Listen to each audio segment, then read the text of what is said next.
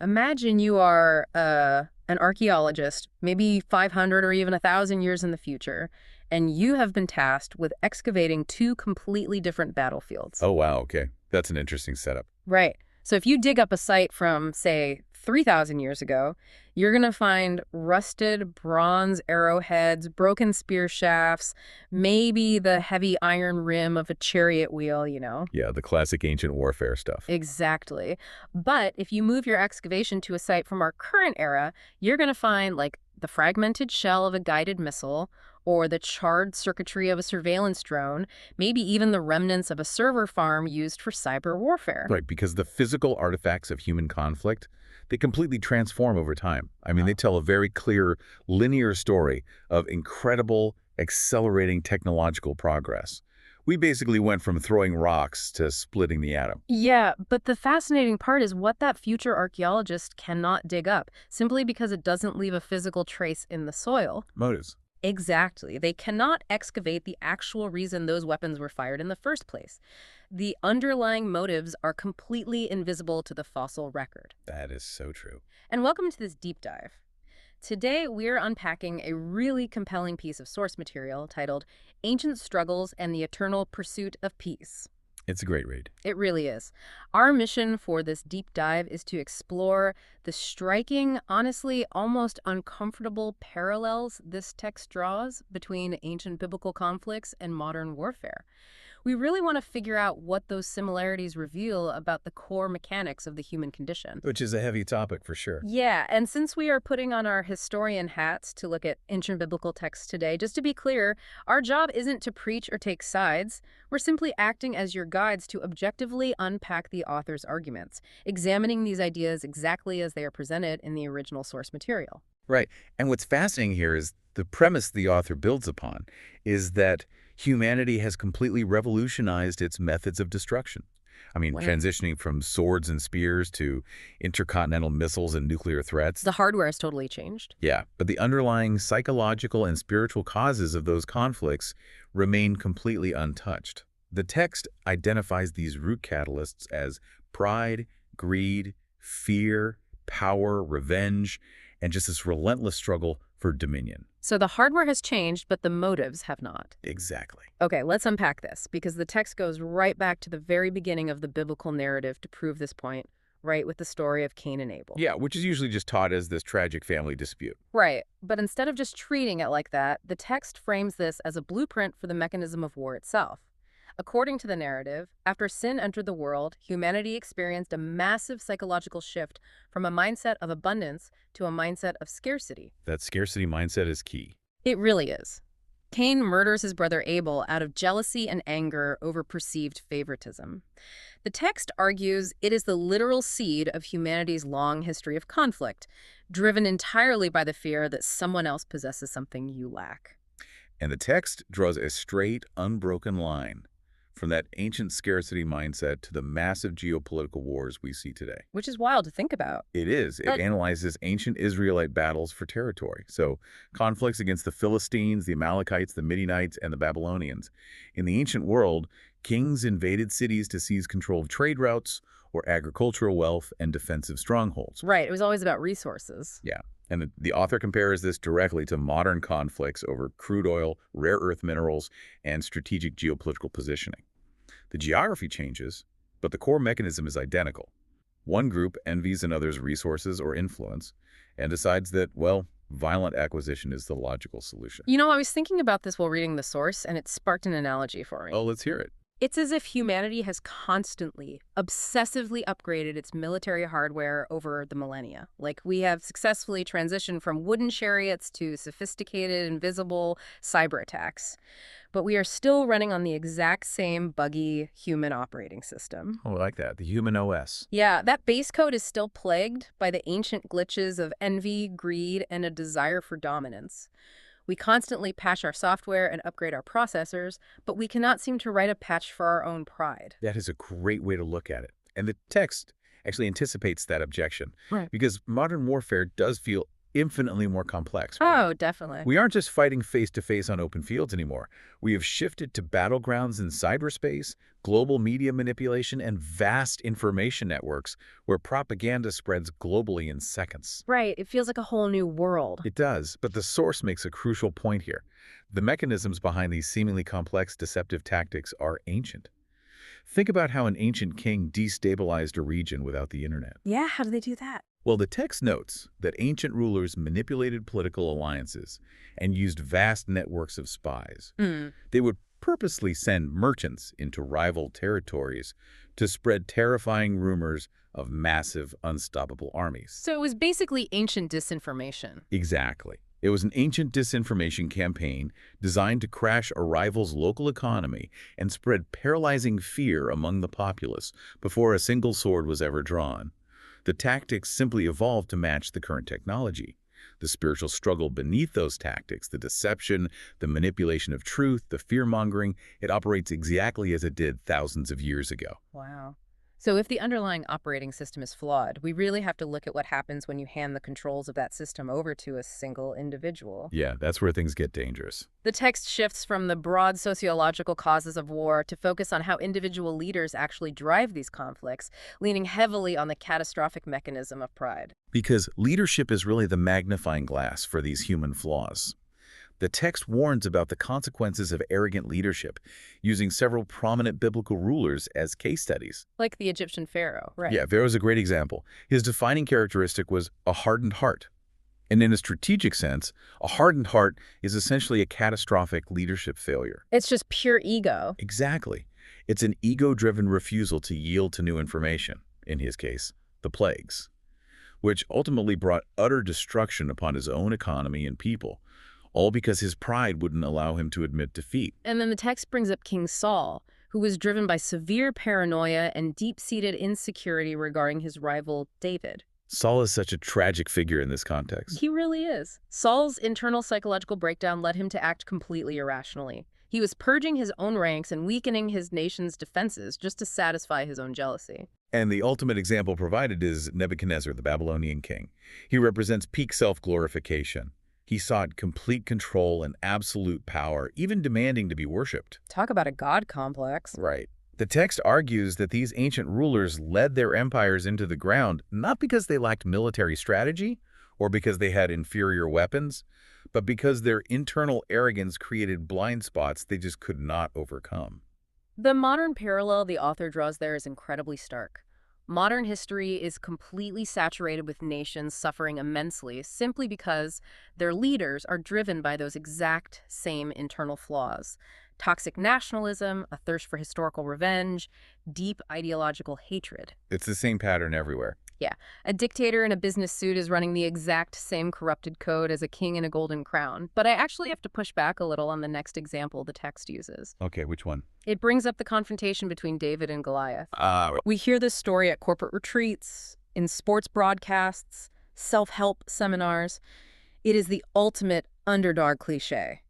So how does the author actually connect a literal ancient giant with a spear to the overwhelming, incredibly complex geopolitical proxy wars you and I read about in the news today? That is a fair question because the cultural cliche of David and Goliath usually strips the story of its original terror. It makes it too neat. Exactly.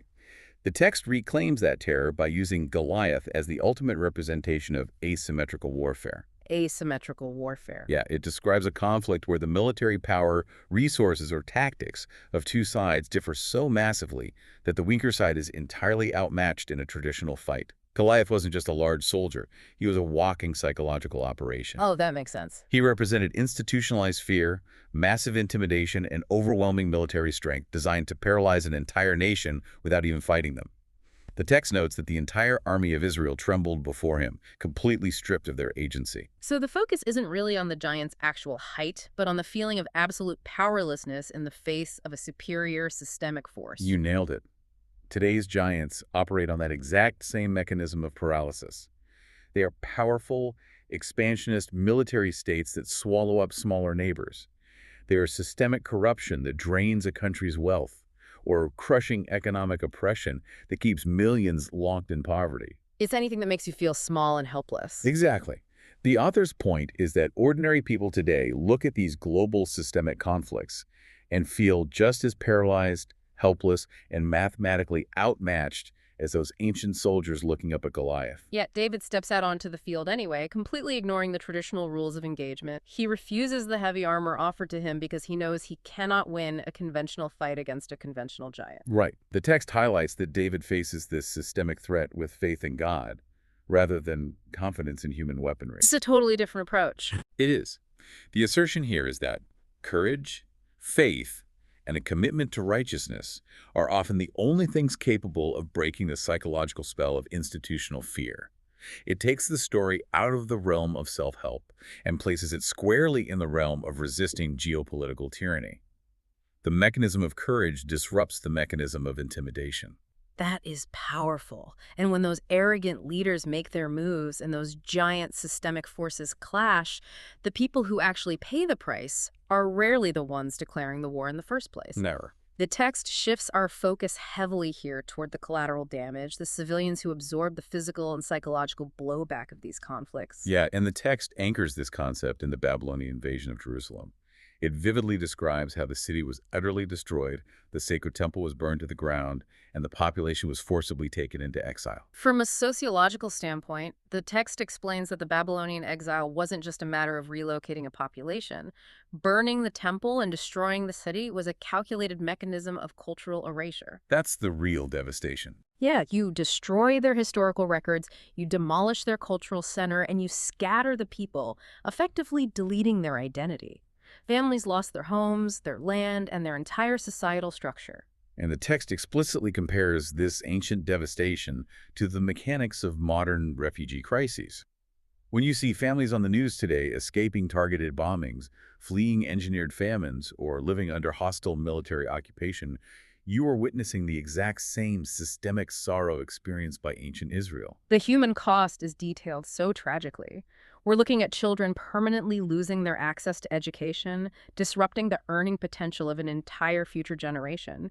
We're talking about the physical reality of burned harvests leading to starvation and the generational mental trauma that is passed down when a community's social fabric is completely shattered. It echoes for decades. It really does. The true cost of war has always functioned like a shockwave, extending far beyond the actual battlefield. And the source material pushes this concept of collateral damage even deeper, moving from physical destruction to internal spiritual destruction. It references the writings of the Apostle Paul, who argued that believers are not merely wrestling against flesh and blood meeting other human beings, but against spiritual darkness. Right. Think about your own daily reality for a moment.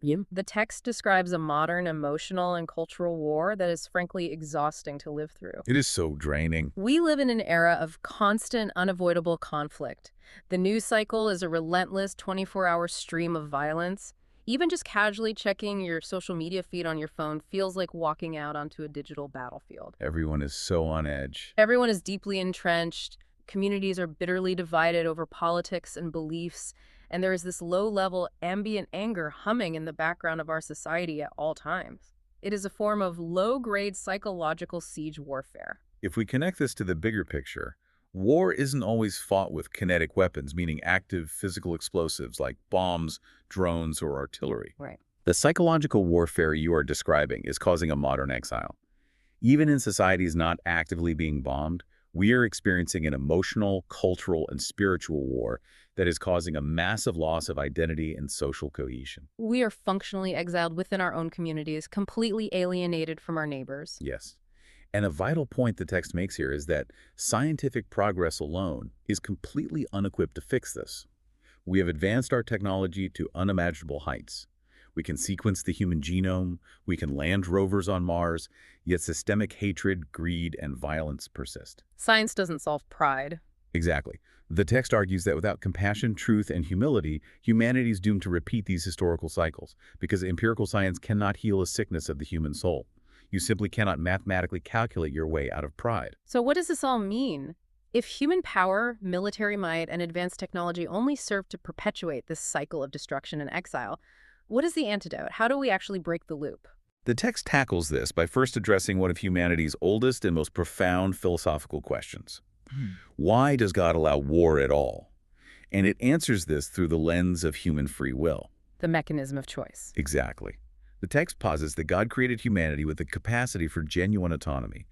And tragically, human beings consistently use that free will to choose hatred over love, greed over generosity, and violence over peace. We choose the glitches in our own code. We really do.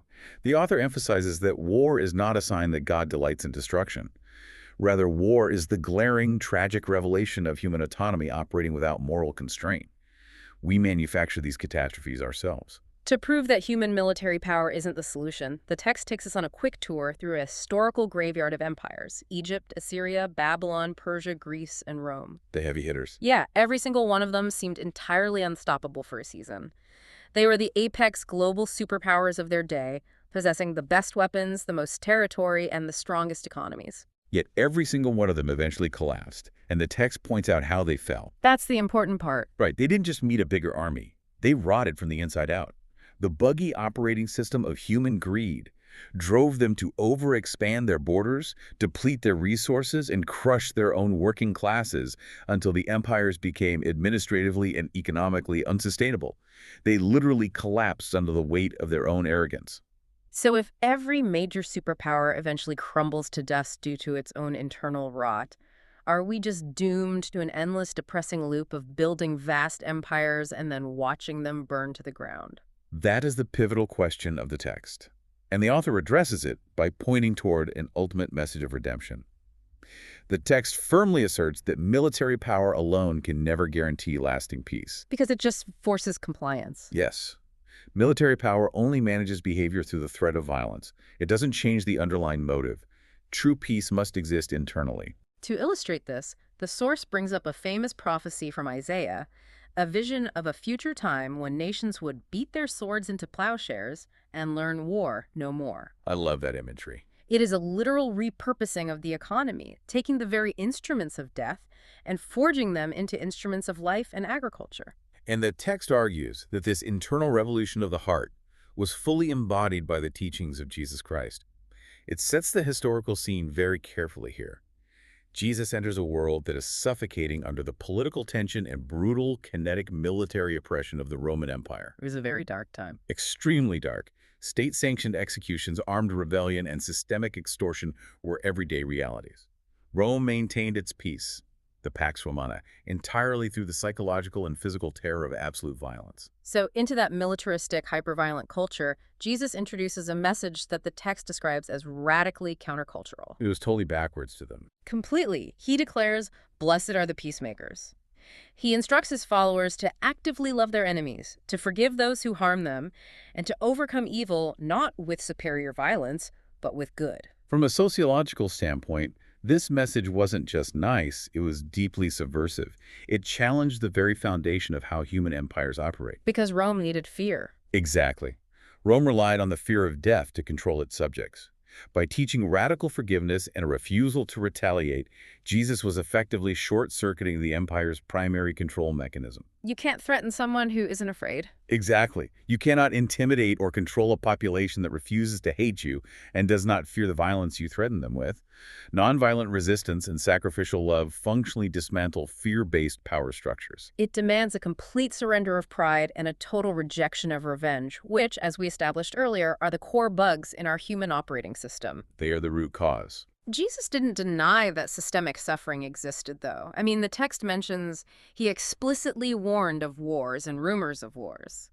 But he taught that fear should not extinguish faith, and that believers are called to act as stabilizing forces of compassion, even in the midst of global chaos. That is such a powerful calling. It really is. And as we step back and look at the entire journey this deep dive has taken us on today, a very clear picture emerges. We have traced the evolution of warfare from the stone walls of ancient Jerusalem to the fiber optic networks of modern cyberspace. The battlefield has shifted dimensions, and the weapons have become terrifyingly efficient, but the ultimate battleground remains exactly where it has always been. Inside the human mind and heart. Yes. The text does not leave us in a place of despair, though. It goes out of its way to highlight the good that emerges even in the darkest, most violent times. The author makes sure to shine a light on the ordinary heroes of conflict. In both ancient and modern times, there are always those who risk their own safety to protect the vulnerable. The people running toward the danger. Exactly. The text specifically praises the combat medics running into fire, the humanitarian aid workers delivering food in active war zones, the pastors counseling the traumatized, and the everyday citizens who step into the chaos to rebuild. By bringing hope, compassion, and tangible justice into these dark moments, the text argues they are actively reflecting the image of God.